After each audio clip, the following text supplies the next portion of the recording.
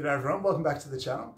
So in today's video, I want to show you guys how to effectively brace your spine in order to help reduce your injury risk, in order to help you recover faster from injury, but also to make you a better athlete. You know, if you're someone who's a good athlete and you want to become an even better athlete, or you're just someone who wants to be able to move better and interact more with the world, improve your quality of life, then being able to effectively brace your spine is crucial, or at least a crucial piece of that puzzle going forward. So one of the things I think we need to make, just as a quick distinction here, is this is based off of an idea that I think gets missed a lot, in that when we talk about core strength and core stability, I think you'll agree that the overwhelming idea that we focus on comes in the form of core strength, where you're someone who does a lot of plank exercises, maybe you do a lot of fit ball or Swiss ball exercises, or you do a lot of exercises that improve the strength of your ability to withstand sort of bending and flexing at the spine, or it sort of improves your ability to maintain a straight spine under movement load, essentially. Now, this is obviously really important, and if you're browsing through Instagram and YouTube and all the social medias, you'll see the majority of exercises are based off of the more sexier aspect of core strength, the actual strength accumulation exercises. But the main thing I want to talk about today, as I said, is probably one of the most missed, but probably more important than just brute strength. And that's your ability to consciously activate those muscles when needed. It's your body's ability to sequence the right activation of muscles in order to optimize the way that your body functions and how stable and safe it is through movement. So as a good example, you can do a core exercise to improve the strength and the power of those muscles to achieve a certain task. But when you then need to consciously tell your muscles to work when you're bending over to pick something up, or say you're throwing a ball or you're kicking a football or doing something athletic, it doesn't guarantee that your body will sequence those movements correctly, or at the very least activate your core muscles when needed. And the reason why this is, and this, excuse me, this really accounts for a lot of the problems that we see, but one of the main things that the human body does these days is that we tend to not be active enough through our core muscles, particularly when we're sitting. So because we sit so much, not many people sit in an active position with their core muscles on, everything in a nice, well-braced, stable shape. Most people tend to sit and slouch and relax. And that relaxing and switching off of the muscles, because we're relying on the passive stretch of a lot of the soft tissues in our spines to hold us here, it starts to sort of, that whole use it or lose it principle, where we're not consciously using those activated muscles or the strength of those muscles, we're just hanging off the passive tension of the tissues in our body.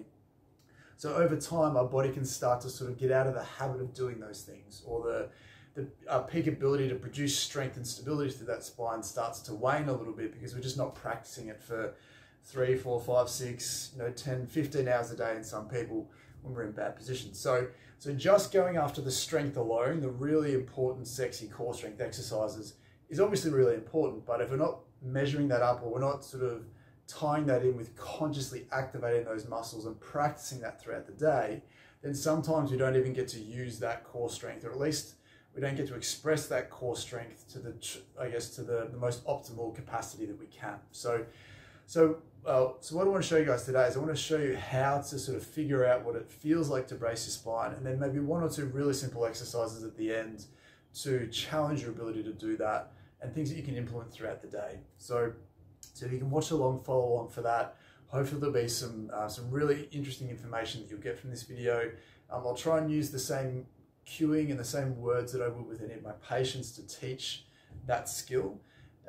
So hopefully you can sort of get what sort of understand what I'm saying as I go through, because when you see me doing it, it's not an exercise that looks very interesting, because you can't necessarily see what's going on. You have to feel it, and you have to feel for what's going on in order to understand what you're doing and whether you're doing it correctly. So we'll get to that in a second. So before we do, as always, if you do go on to enjoy the video, if you find it useful and interesting, please consider leaving a like below, and please consider subscribing if you really like this kind of information.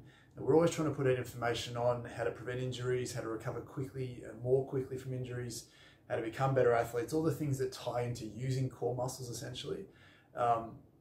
And I think it really speaks to a lot of the things that I'm finding clinically, and that we're finding clinically as an industry, that there's a lot of information here that doesn't necessarily, or hasn't necessarily made its way out to the general public yet. So if you're into that kind of stuff, please consider subscribing, and you'll sort of you'll sort of come along on the ride basically. So, and as always, if you let me know in the comments below, you know, what's brought you here? What is it about core strength that's piqued your interest? Are you trying to prevent an injury? Are you trying to recover better from an injury? Do you want to become a better athlete?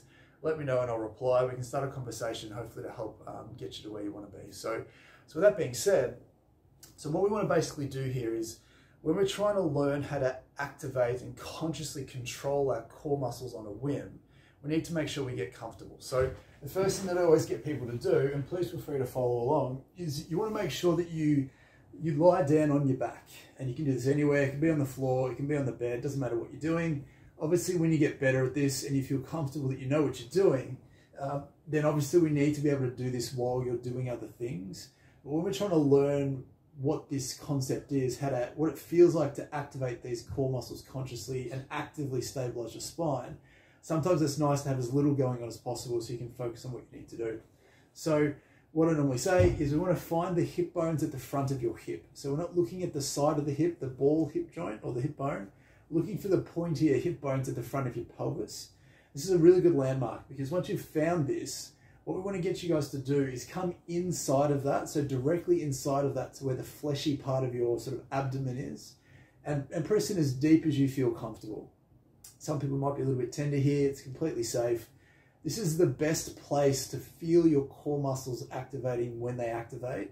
It's a great way to learn how it feels and to sort of cultivate better skill around this idea. So we want to dig those fingers in just from the inside of those hip bones and dig right in there. So what I like to do with this is generally I say take a deep breath in, and then as you breathe out, so generally when you breathe in, that stomach should come out, and then when you breathe out, that stomach should draw in. So what I often say is take a deep breath in, and as you breathe out, try and draw your belly button down and up into your spine. So it essentially feels like a drawing in and an up feeling. So it's not a squeezing feeling, it's not a tensing feeling, it's not a sitting up feeling where the top layer, the most superficial layer of muscles will activate and tense. So what you should find is as you take a deep breath in, and as you breathe out, if you draw your belly button in towards your spine, sort of in and up towards your spine, you should feel some subtle, not tensing probably isn't the right word, but some subtle activation of some muscles underneath where your fingers are pressing inwards. As I said, it's different to a squeezing feeling where everything just hardens up. It does feel like things sort of gently activate under there. Now the key point here is we need to make sure that in order to draw your stomach in and up, that you're not just using your breath to do that. So you're not sucking your tummy in and breathing in at the same time, because the crucial aspect of this exercise or this skill is that you should be able to brace your spine consciously independent of your breathing. So that stomach muscle, your core muscles should be able to draw in and stabilize the spine, and then you should be able to breathe effectively over the top of that without losing that activation and that stability, because you should be able to have an active, stable spine at all times and independent of that breathing. So again, taking it back, deep breath in, and then as you breathe in, we want you to draw that area in and up till you feel it gently activating. Then we need you to maintain that whilst you keep breathing. Now what a lot of people will feel is, again, you'll draw that in and then you might lose it gently as you start to breathe. But we need to make sure you're consistently trying to reactivate that muscle. So keep resetting as often as you need to. Relax, breathe in. And breathe that muscle in. And then make sure that as you breathe, that you don't lose that activation. That's essentially all it is. And as I said, you'll feel like that muscle stays activated. And then as you breathe in and out, you don't lose that activation. It doesn't peter out as you're doing that. Excuse me. And that's essentially what the exercise is. So making sure that you can dig your fingers in there, breathe in, so your stomach muscles go out. And then as you breathe out, then everything draws in, and then you need to be able to breathe in and out on top of that. Essentially for as long as you want to, but you might find after 2 or 3 breaths you do start to lose it a little bit. Obviously that's a sign that that muscle needs to reawaken and sort of reactivate a lot better. So it's really important that you practice this. Do sets of 10, just breathe in, draw that muscle in, breathe out. Keep breathing for maybe 3 breaths, then relax, and keep doing that to build up that activation. Now, that alone is a really great way to start that communication process between your brain and your core muscles, those muscles activating when you want them to. But the ultimate goal is to be able to do it at any point on a whim so that you can actively stabilize and protect your back, ultimately improving the function of that back, optimizing that spine, and optimizing everything around it as soon as you need to. So if you're moving around, as I said before, and you're about to pick something up, you shouldn't have to stand there, dig your fingers in, breathe that in, and then hold that whilst you lift something and then let go. One of the best things that I find for this is you want to practice this whilst you're walking. So if you're just walking from point A to point B, if it's from the couch to the fridge, if it's around the house, if it's outside, doesn't matter. If you feel comfortable getting some feedback by holding, putting your fingers at the front of the hip, coming inside of that, drawing that in, it'll be a slightly different sensation, it's slightly different stimulus with gravity, you'll have other muscles working around it. But if you can take that breath in, breathe out and draw that muscle in, and then maintain that breathing pattern whilst you're doing it, and whilst you're walking without feeling like it just starts to give and starts to peter out, then obviously you're starting to get somewhere. So the first exercise that I want to set for you guys, apart from that, is to do it, hold it, and walk 10 steps. Try and get to 10 steps, then consciously release that muscle, draw it in again, do another 10 steps, and keep building that up as you feel comfortable. Some people might find that they can do this really easily because they've done it in some capacity before, but they've never really connected the dots between what they're trying to do and what it actually is. So if that's you, then obviously start doing this and start activating that throughout the day. For other people, what I find a really good way to sort of get used to this, once you feel like you've mastered the drawing it in and then breathing comfortably over the top and then letting it go when you want to, then we can start to add some more basic movements on top of that. So again, for me, I'll just draw that muscle straight in, and I've just done that now. You probably can't see it, but that muscle feels like it's just activated. I feel like I've got a more stable spine. And all I'm going to do here is I'm just going to alternate lifting up a leg and putting it down again. And what you'll find is you have to brace those muscles and keep them braced in order to maintain a stable pelvis. If you let go, it becomes a little bit floppier. And you'll also find that every time you lift a leg, you really have to concentrate that little bit harder to make sure that those core muscles stay engaged and you don't lose them. So sets of 10, basically marching on the spot, making sure that you're not just keeping your feet up, but you deliberately lift a foot up, put it back down again, brace, make sure you're staying braced, lifting the next foot up, putting it back down again, and so on and so forth. And then as you get better at that, you can start to have your legs, instead of lifting your foot up, you can stay braced, lift your leg up, let it go out, come back again and down, kind of like riding a bike and coming back down again.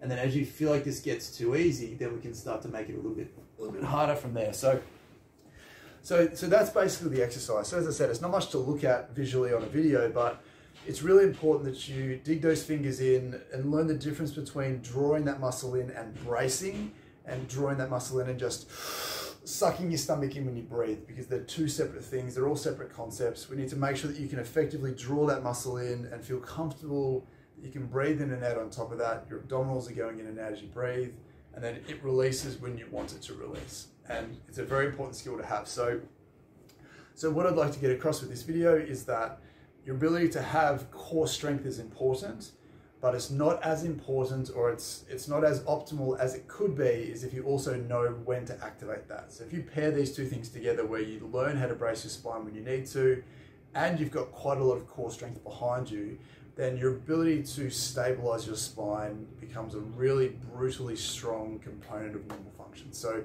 if you're someone who values performance, then you should hopefully see an uptick in your performance if your activation and your brute strength improve together. So, and as always, as I touched on before, if you're working really hard on your core strength and working really hard on your core activation, like a lot of the concepts that we promote in these videos, if you're not then backing that up with good posture, good sitting posture, then potentially you're just fighting against all the good progress that you're doing. So even when you're sitting, you can just practice having that core muscle switched in. Sit on a fit ball, practice drawing those muscles in and engaging them, and in no time you'll have a really well activating, consciously activating core musculature and some strength behind it as well. So So that's all I have to say on that issue. So let me know what you find. If you find it easy in the comments, if you find it a little bit harder and you need me to clarify anything, let me know below. But until next time, thanks for watching and I'll see you soon.